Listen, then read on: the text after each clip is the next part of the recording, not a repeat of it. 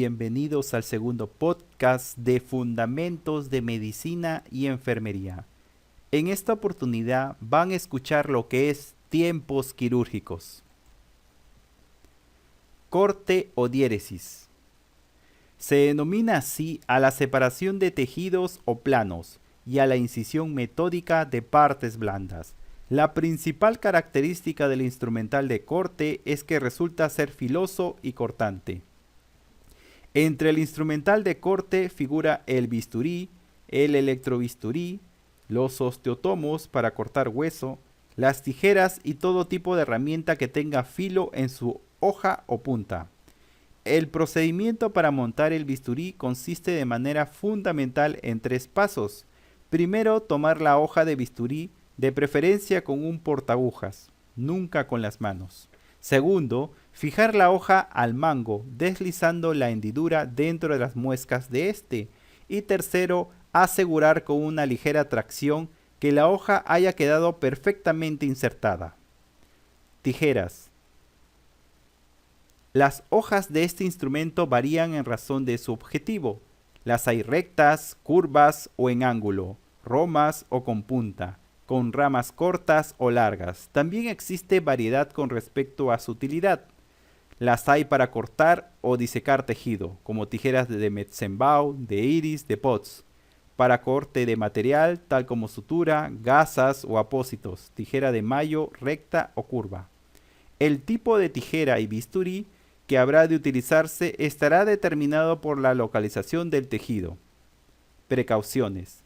Los bordes filosos se protegen durante la limpieza, esterilización y almacenamiento, y con mayor razón cuando se manejan en las masas auxiliares durante la cirugía, guardándolos por separado con un manejo muy cuidadoso. Disección. Procedimiento que permite dividir y separar metódicamente las estructuras anatómicas con fines terapéuticos. Existen varias formas de disección. Disección Roma. En esta utilizan herramientas sin punta o filo, por ejemplo, un dedo enguantado o también referido como disección digital, el llamado puchito, torunda de algodón con gasa muy pequeña, montado en una pinza curva Kelly o Rochester. Esta disección produce daño mínimo al separar los tejidos. Se puede utilizar también el mango de bisturí invertido o una tijera cerrada. Disección cortante. En esta disección es necesario emplear un instrumento cortante debido a que las estructuras están rodeadas por tejido resistente. Cabe mencionar que para realizar este procedimiento es necesario utilizar las pinzas de disección, de manera que puede tomarse el tejido o estructura en que se está trabajando. Instrumentos de disección. Pinzas de disección con dientes y sin dientes, Cushing, Rusa, Martin, Adson y las bayonetas, entre otras. Precauciones. Las pinzas de disección sin dientes se utilizan para tejidos y órganos delicados, y las pinzas de disección con dientes se usan para sujetar piel y aponeurosis.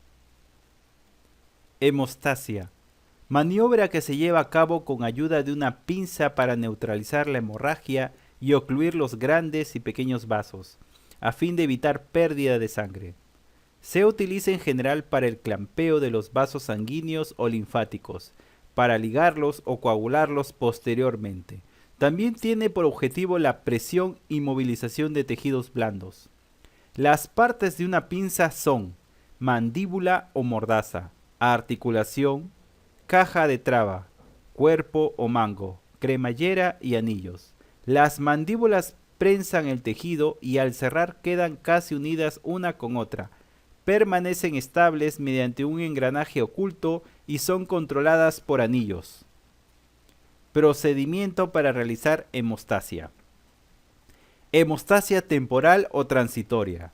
Su finalidad es detener de manera inmediata el sangrado y se realiza mediante compresión digital, es decir, presionando el vaso sangrante directamente con un dedo. Dígito digital. Acción consiste en tomar el vaso entre los dedos y comprimir de manera directa apoyando una compresa o gasa en el sitio de sangrado. Compresión indirecta. En este procedimiento se utiliza una pinza diseñada ex proceso para ello, la cual prensa el vaso sangrante y detiene la hemorragia. Hemostasia definitiva. Se realiza una ligadura utilizando una seda libre o montada de calibre adecuado a la estructura del tejido. Transficción. Se utiliza una sutura traumática, es decir, con aguja. Se usa para pedículos, vasos muy grandes o tejidos muy vascularizados y cuando no se logra identificar el vaso sangrante para aislarlo y pinzarlo. Cera para hueso. En este caso se hace hemostasia en la superficie del hueso sangrante mediante el empleo de cera procesada de abeja. Hemostasia térmica eléctrica.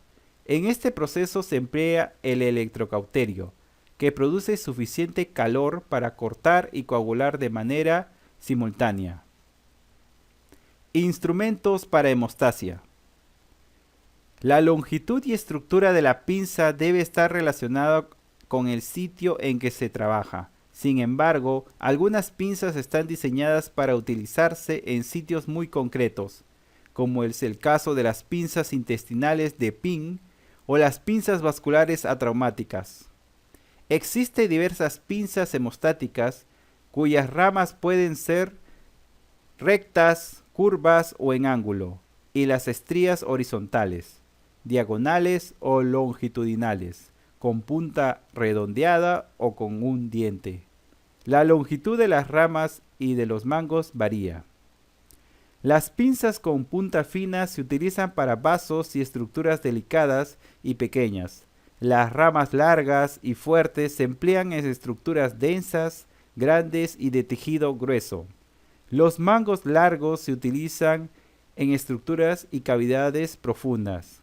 Por ejemplo, la Kelly, la Kocher, el Foster, el Halster y Statinsky, entre otras. Separación, exposición y retracción.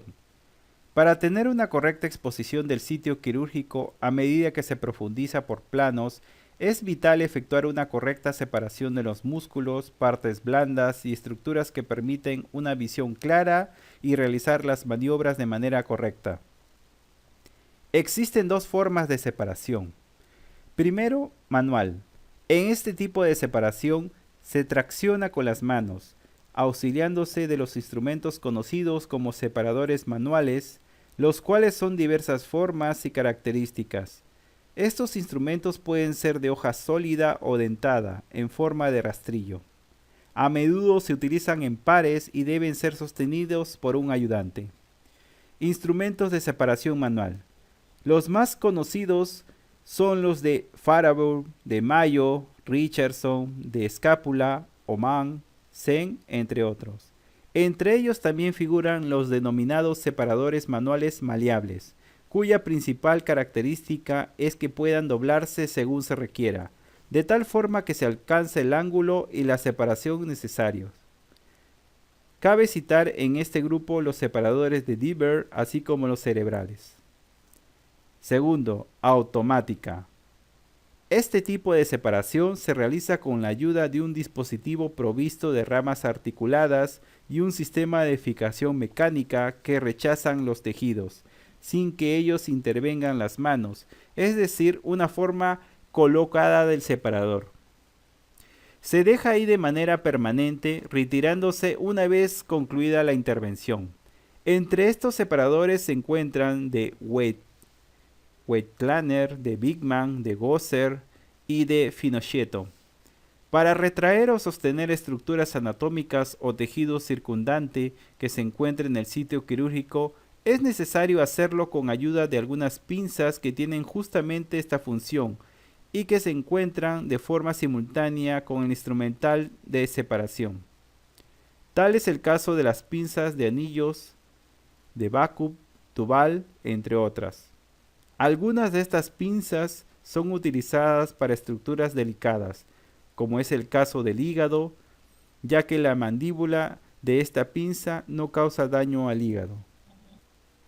Sutura síntesis. Este procedimiento consiste en aproximar los tejidos seleccionados con una fijación óptima hasta que se complete el proceso de cicatrización.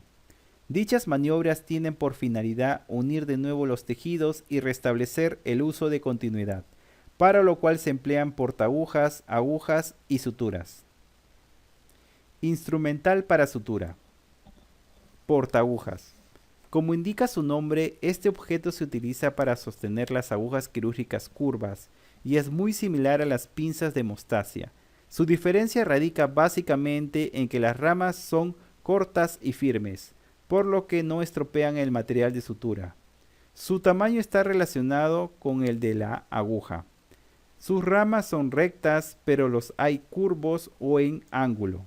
Sus mangos pueden ser largos para facilitar la inserción de las agujas en sitios profundos. Los portaagujas se diferencian por el tipo de estría o mordaza de sus ramas. Así hay portaagujas de estría cuadriculada o lisa y desde los muy finos que se utilizan en cirugía oftalmológica y microcirugía, hasta los que se emplean para suturas con alambres, como por ejemplo la cirugía de tórax. Grapadoras o engrapadoras. Existen dos tipos de estos artefactos, las reutilizables y las desechables. En el caso de las reutilizables, su principal desventaja es que se deben desarmarse para su limpieza y esterilización, y vuelven a armarse dentro del campo quirúrgico antes de utilizarlas en la cirugía. Mientras que la ventaja más significativa de las desechables es que, como no es necesario armarlas ni desarmarlas, están listas para ser utilizadas en cualquier momento. Las grapas están elaboradas de acero inoxidable, titanio o material reabsorbible y se montan en la engrapadora para realizar la sutura. En la actualidad existen métodos no invasivos de sutura a base de pegamentos tales como el oxitil cianoacrilato, los monómeros cianoacrilatos, entre otros. Sin embargo, por sus características, el material se torna quebradizo cuando se usa sobre zonas con pliegues o arrugas, lo que limita su uso como adhesivo tisular.